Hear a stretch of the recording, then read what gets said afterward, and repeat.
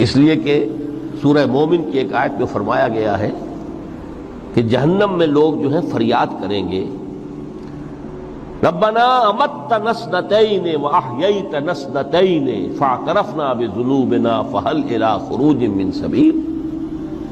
اے اللہ تو نے ہمیں 2 مرتبہ مارا، 2 مرتبہ زندہ کیا، تو اب 1 مرتبہ اور صحیح، کہ یہاں سے نکلنے کا بھی کوئی راستہ ہے کہ نہیں؟ اتنے مراحل سے تو ہمیں لے کر آیا ہے، ایک مرحلہ اور سی۔ تو یہ 2 موتیں کون سی ہیں؟ پہلی موت وہ تھی جب ارواح کو موت کی نیند سلا دیا گیا۔ پھر عالم خلق، جسے آج سائنٹسٹ کہتے ہیں، جس کا نقطۂ آغاز ہے بگ بینگ، عالم ارواح اس سے پہلے کی شے ہے، اس تک سائنس نہیں پہنچ سکتی، وہ سائنس سے ماوراء ہے۔ لیکن جہاں سے سائنس شروع ہوتی ہے وہ عالم خلق کا آغاز ہے، بگ بینگ سے۔ وہ پھر مختلف مراحل، تنزل کے مراحل بھی آئے، ارتقاء کا مرحلہ بھی آیا، تفصیل میں جانے کا موقع نہیں ہے۔